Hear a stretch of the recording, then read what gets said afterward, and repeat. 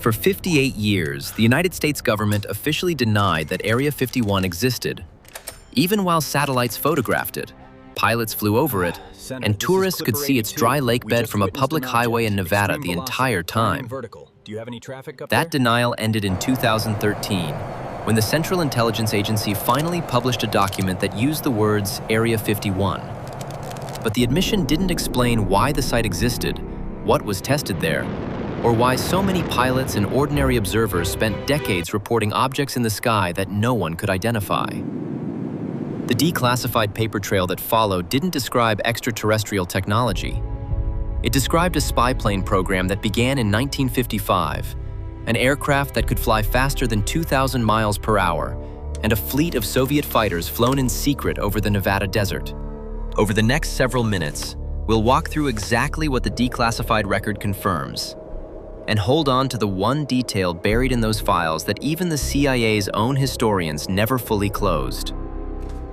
Here's what we actually know. The document that broke 58 years of silence was obtained through a Freedom of Information Act request filed by the National Security Archive at George Washington University and released by the CIA in the summer of 2013. It was an internal history of the U-2 spy plane program, and it included, for the first time in an official capacity, a map labeling the dry lakebed north of Las Vegas as Area 51. According to that history, President Eisenhower personally approved adding this strip of land to the Nevada test site in 1955, specifically so Lockheed could test a new reconnaissance aircraft somewhere no commercial airliner would ever fly over. That raises an obvious question. What was so dangerous about a spy plane that it needed 60 years of official denial? The answer, on paper, is almost anticlimactic. The U-2 was built to fly at altitudes above 70,000 feet, well above the range of Soviet radar and interceptors at the time, and well above where most 1950s aircraft could survive. Test pilots reported that from the ground, its silver fuselage caught sunlight in a way that made it look like a fast-moving metallic disc, especially at dusk, when commercial pilots and ground observers had no frame of reference for anything flying that high. Air traffic controllers who saw it on radar had no clearance paperwork explaining what it was, because the program was classified above their access level, and commercial pilots who radioed in a fast-moving light at an altitude their own aircraft couldn't reach were often told, officially, that nothing was there. It is worth saying directly, if you assume most of the era's classic saucer sightings came from something stranger than an unmarked aircraft nobody was allowed to explain, this is the part of the record that pushes back hardest against that assumption. Officially, the explanation is simple. The problem is how thoroughly it accounts for what people actually saw. In the declassified history, the CIA's own staff historians estimated that more than half of all UFO reports collected by the Air Force during the mid to late 1950s and into the 1960s could be traced directly to high-altitude test flights out of Area 51. That is not a rounding error. That is the majority of a national panic traced to a paperwork gap between a classified program and the public that had no idea it existed. The obvious follow-up is what happened to the other half. And that story gets stranger before it gets clearer. By 1959, Lockheed had been awarded a new contract, this one for an aircraft that made the U-2 look slow. The program was called OXCART, and its product was the A-12, an aircraft built almost entirely from titanium, because conventional aluminum would have softened at the speeds it was designed to reach.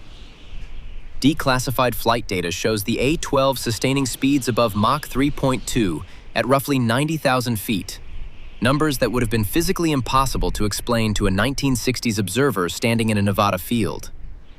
It became fully operational in 1965 and began flying reconnaissance missions over Vietnam and North Korea in 1967, cruising at altitudes and speeds that no radar operator outside the program had a classification level to be told about.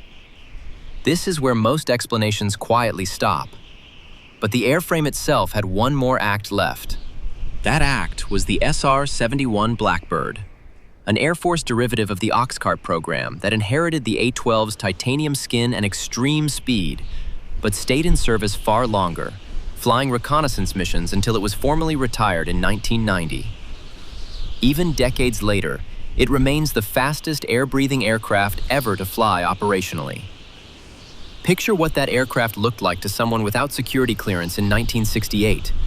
A black, needle-shaped shape crossing the sky faster than anything on any commercial chart, leaving no explanation behind because none was allowed to exist. No one disputes the first part of that story. It's the second part, how completely the silence was maintained for so long, that still causes the argument. There's one detail researchers keep coming back to, and it has nothing to do with American aircraft at all. In the late 1960s, an Iraqi Air Force pilot defected to Israel flying a Soviet-built MiG-21, and the jet eventually made its way to the United States under an arrangement between the two governments. It was flown in secret at Area 51 under a program the Defense Intelligence Agency called Have Doughnut. The resulting internal report ran roughly 300 pages and documented in exhaustive technical detail exactly how a Mach 2 Soviet fighter performed against American aircraft in real dogfighting conditions. If a stolen enemy jet quietly flown over the Nevada desert under a program named after a pastry doesn't strike you as strange enough on its own, that's worth arguing about in the comments. Have Doughnut wasn't alone. Under related programs known as Have Drill and Have Ferry, the same base evaluated at least 2 Soviet MiG-17s, acquired through channels that remain only partially explained even in the declassified files. These weren't museum pieces. They were flown, repeatedly, by American test pilots learning to defeat Soviet aircraft in the exact kind of combat the Cold War threatened to produce. And here's the detail the files gloss over almost casually.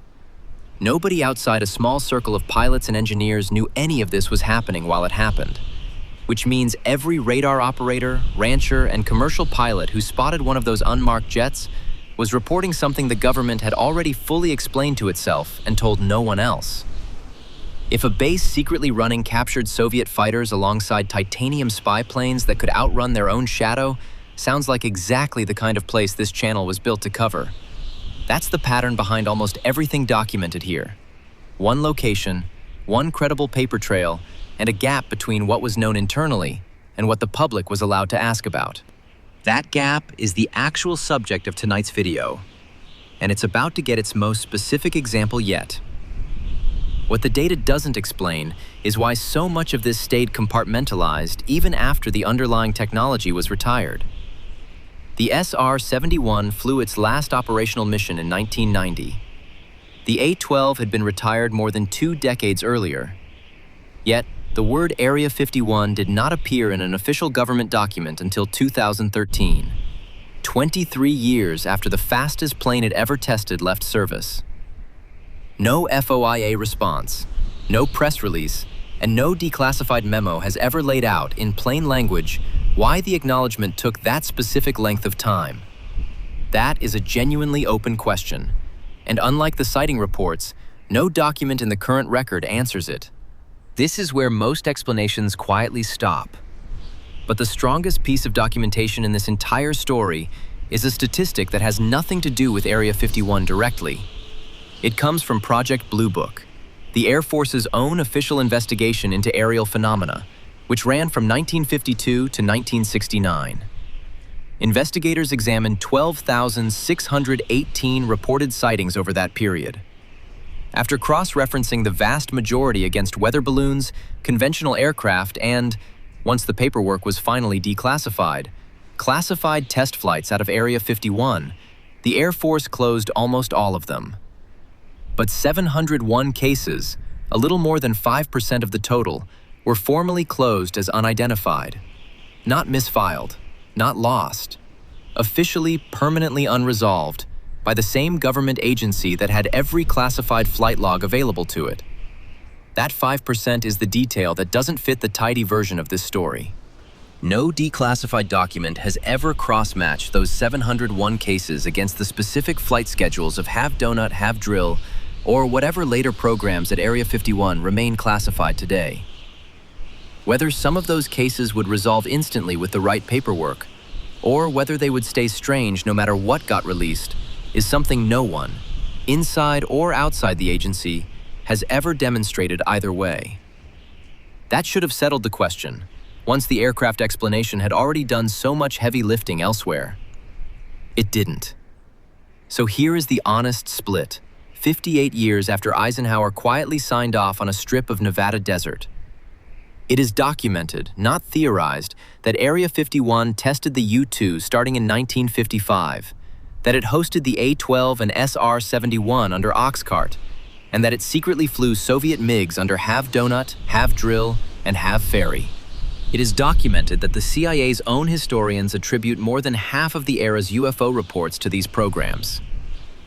What remains undocumented is why full acknowledgement waited until 2013, what current programs justify the site's continued restricted airspace today, and, most specifically, what actually separates the 95% of Project Blue Book's cases that got closed from the 701 that never did.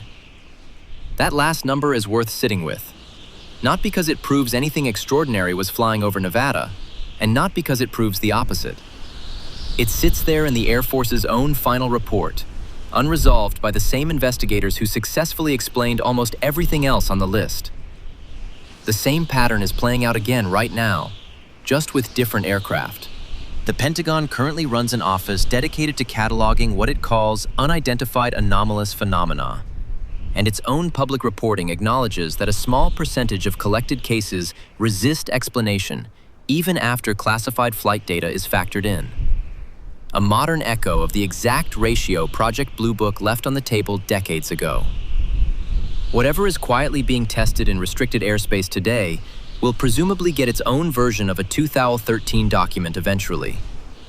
Until then, the number worth remembering isn't 58, or 2013, or Mach 3.2.